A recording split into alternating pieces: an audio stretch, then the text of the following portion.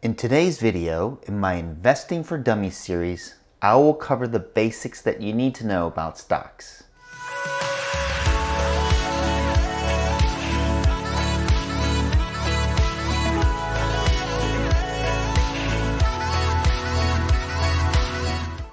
Welcome to Vigilant MD, Lessons Beyond Residency. Before we begin, it's important for you to know that this video is for educational purposes only and is not intended to be financial advice. Let's jump right in. What is a stock? A stock is simply ownership of a small fraction of a company. Since companies are selling a portion of their ownership, stocks are also called equities. One unit of a stock is called a share. The price of a share is naturally called a share price. Owning a stock in a company makes you a part owner of that company and entitles you to a small portion of the company's assets and profits. The more shares that you own, the larger piece of the company you own. Simply, when the company does well financially, shareholders make money. If the company does not do well, shareholders lose money. That's because when a company does well, their share prices will go up. Let's say you bought 100 shares of Company A for $5 a share. Then a year later, Company A's shares go up to $15 a share. Then you just made $10 per share times 100 shares, equaling $1,000 in profit for owning those shares. On top of that, companies can choose to give out a portion of their profits to investors as dividends. So let's say Company A says that they will now issue $2 dividends per share. Now, since you have 100 shares, you will get paid $200 in dividends from the company. Next, let's break down the terminology commonly used in stocks. An investor who owns stocks is called a shareholder. A place where you go to buy and sell stocks is called a stock exchange. Have you ever heard of the New York Stock Exchange or the NASDAQ? These are the two largest stock exchanges in the world.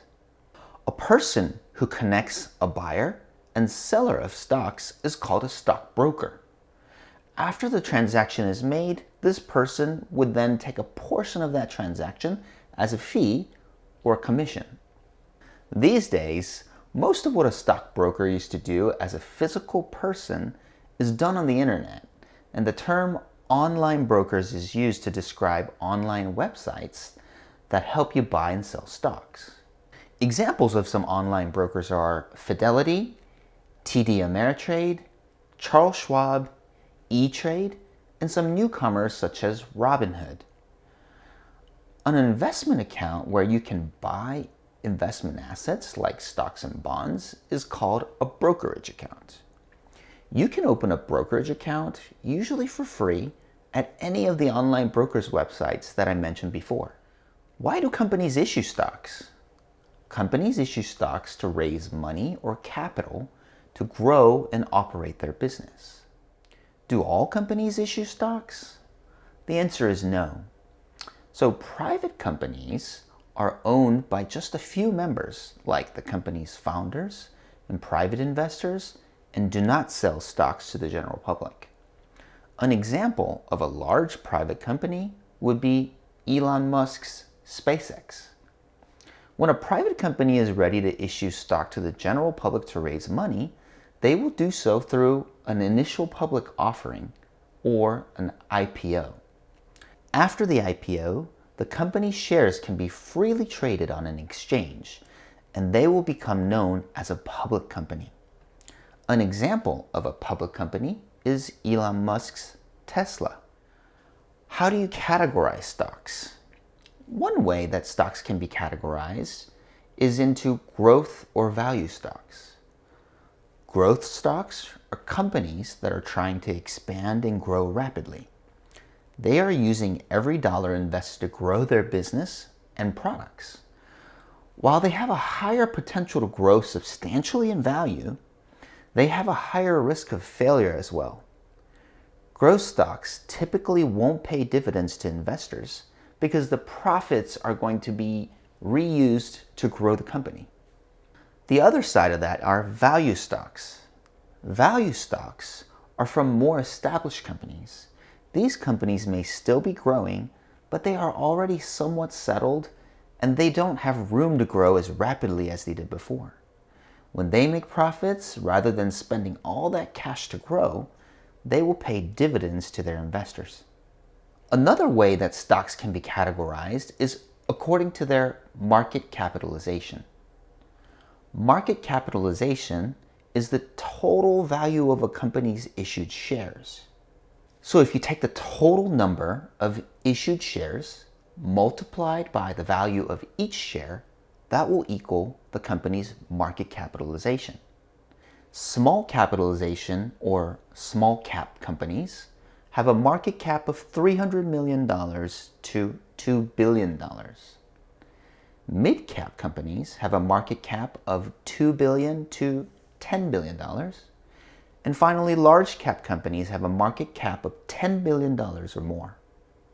What are the differences between a stock and a bond, you ask?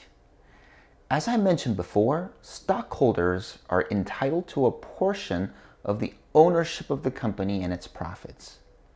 Bonds are more like loans or debt that is given to a company, and the investor is expecting interest and eventual return of the original investment.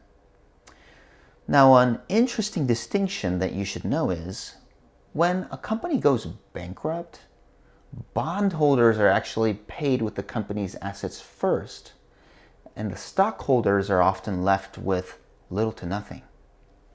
This makes owning stocks inherently a little more risky than holding bonds.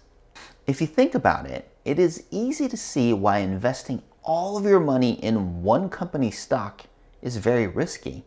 Because if you are wrong and that company does poorly in the future, you will lose a large portion or even all of your investment. This is where diversifying your portfolio comes into play, and I will discuss that topic further in a future video. Thank you so much for watching my Investing for Dummies series on stocks. If you enjoyed this video, please hit the like button and subscribe to my YouTube channel and turn on the notification bell so that you don't miss my future videos. See you guys next time.